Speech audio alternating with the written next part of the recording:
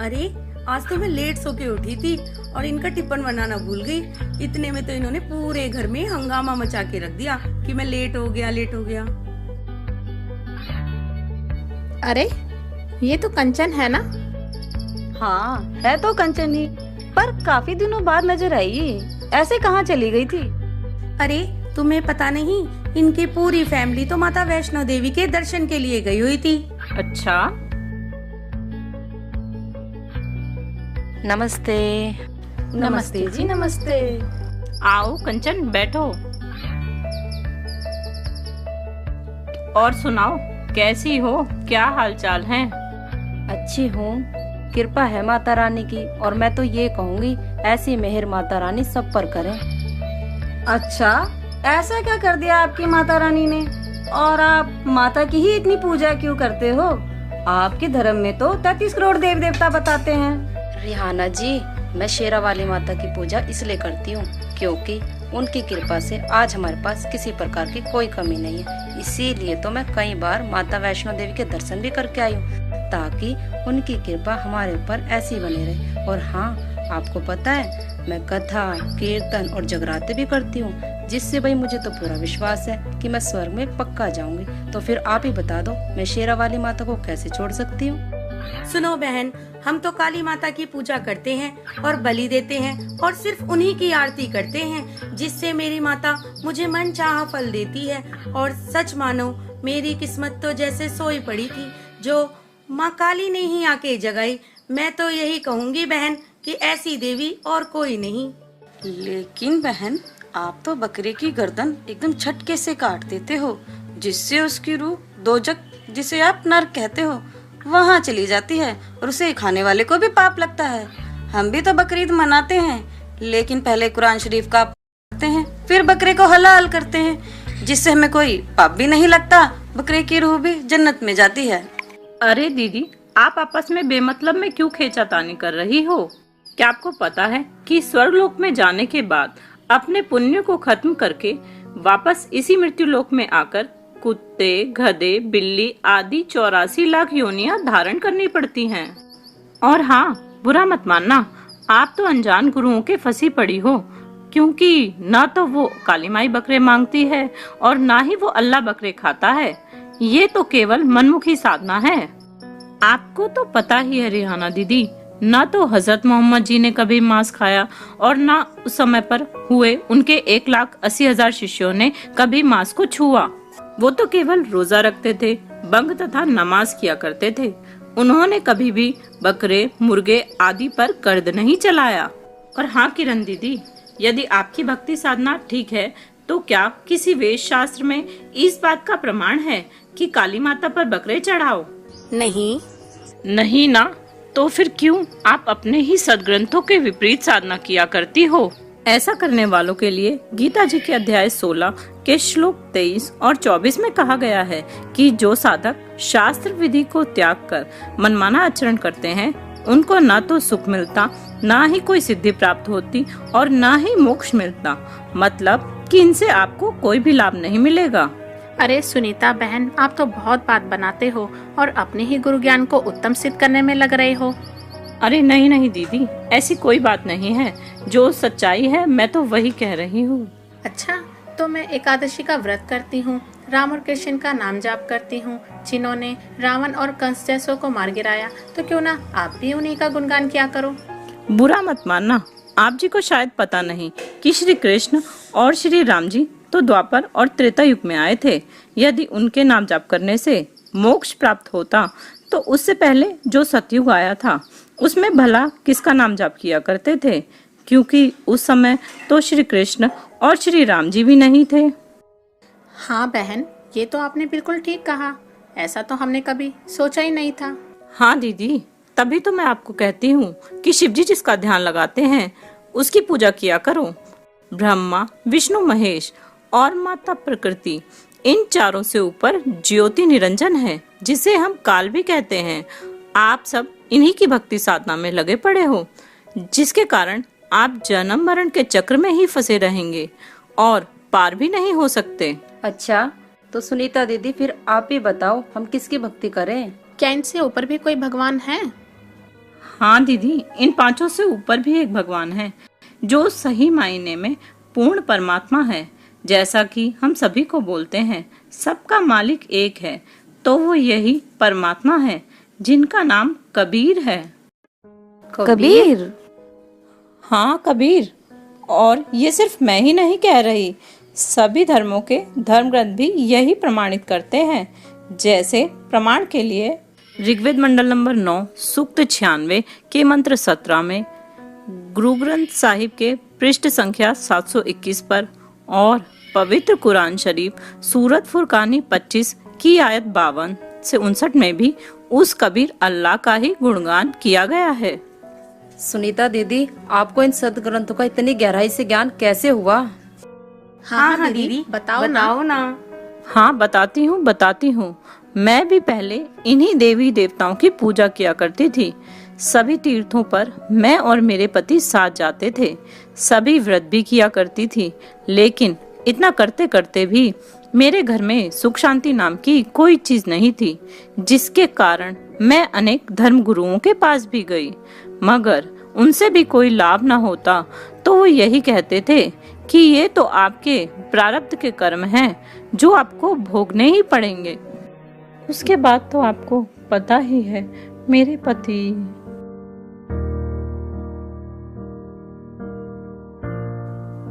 जिनकी लंबी उम्र के लिए मैंने उस दिन करवा चौथ का व्रत रखा था, लेकिन उन देवी देवताओं की मेहरबानी तो देखो, मेरे पति तो नहीं आए और उनकी लाश ही मेरे सामने आई।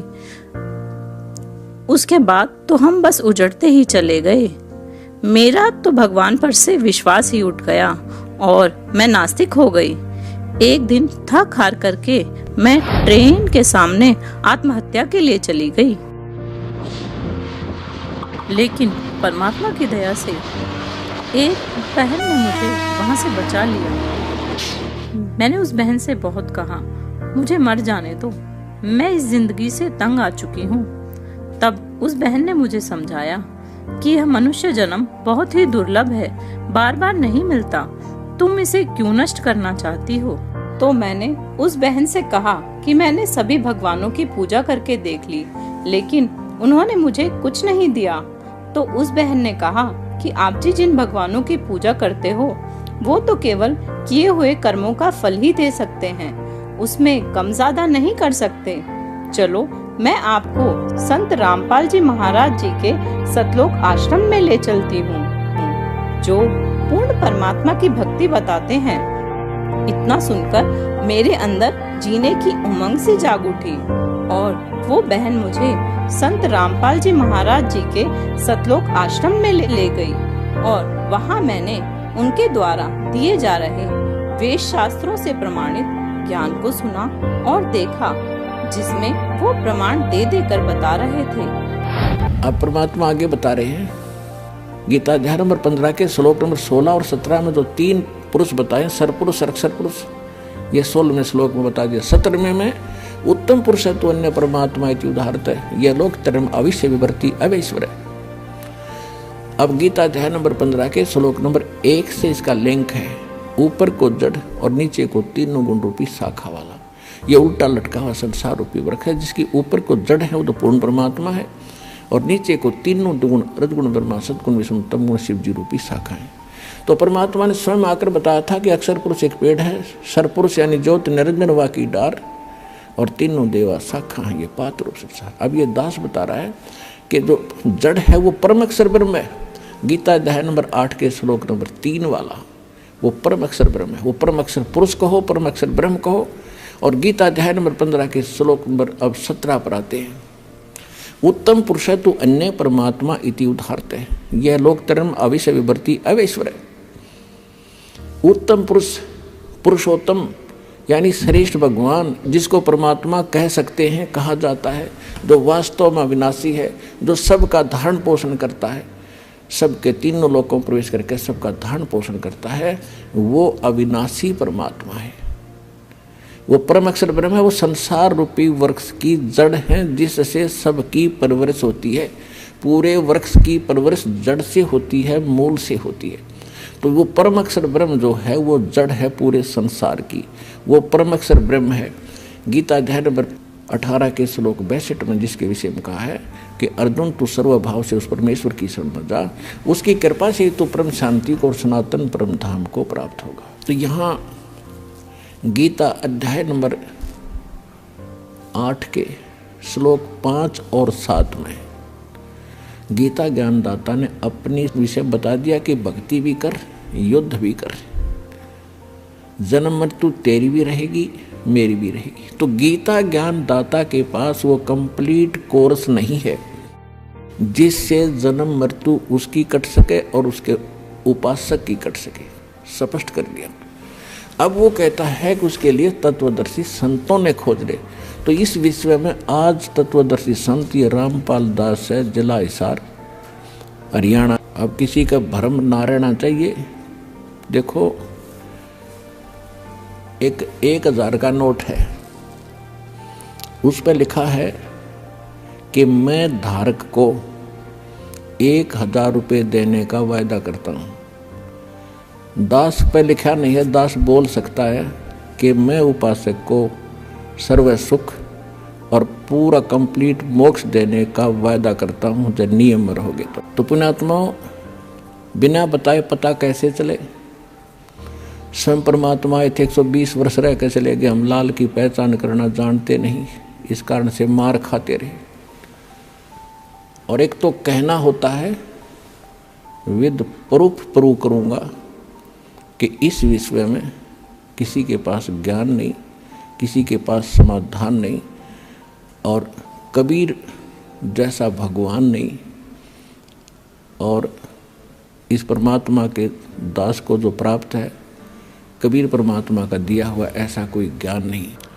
अब क्या है कि जो भी किसी पंथ से जुड़े थे या कोई अपनी परंपरागत साधना कर रहे थे, घर की पूजा होती है, उनको करते करते आज आपकी क्या हालत हो चुकी है।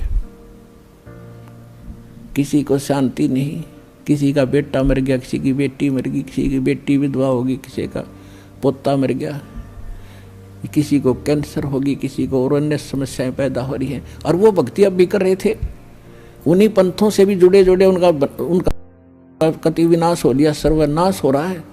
अब राधा स्वामी पंथ से, धन सतगुरु पंथ से, आसाराम से, इन सब से, ये कुमार स्वामियों के वहाँ भटक गए और उनसे कोई लाभ ना मिला, कति सर्वनाश हो लिया। अब यहाँ रो रहे हैं, अब कोस रहे हैं उनको कि हमारा जीवन खो दिया 20-20, 30-30 वर्ष। अब क्यों, कैसे संतोष होगा? उन पुण्यात्माओं के एक अनमोल जीवन को नाश हो गया। अब तो पता नहीं था उनको अभी तक कि इतनी कीमत है इस मनुष्य जीवन की। यहाँ आने से पता चलेगा ये कितना कीमती है।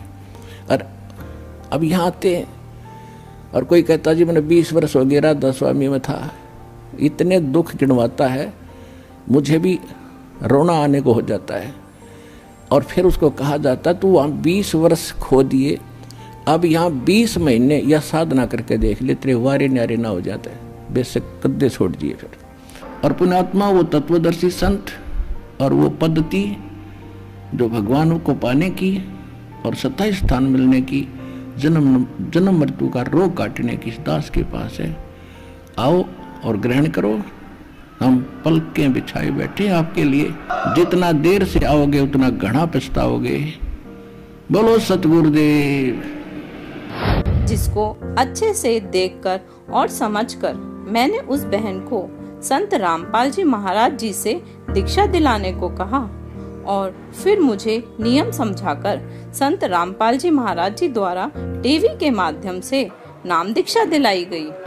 और ताजुब की बात तो ये है कि वहाँ पर मेरा एक भी पैसा नहीं लगा, क्योंकि वहाँ पर सभी कुछ निशुल्क था। निशुल्क? हाँ, निशुल्क, जिसके कारण आज मैं अपना जीवन सुख और शांति से बिता रही हूँ और आप सबके सामने बैठी हूँ। माफ करना दीदी, हमें मालूम नहीं था इस ज्ञान का, जिससे कि हमने आपको बहुत ही बुरा भला कहा, फिर भी आपने हमें ये ज्ञान समझाया, उसके लिए आपका बहुत बहुत धन्यवाद। हाँ दीदी, हमारी तरफ से भी धन्यवाद। अब तो हम सब भी संत रामपाल जी महाराज से नाम उपदेश लेकर भक्ति करेंगे।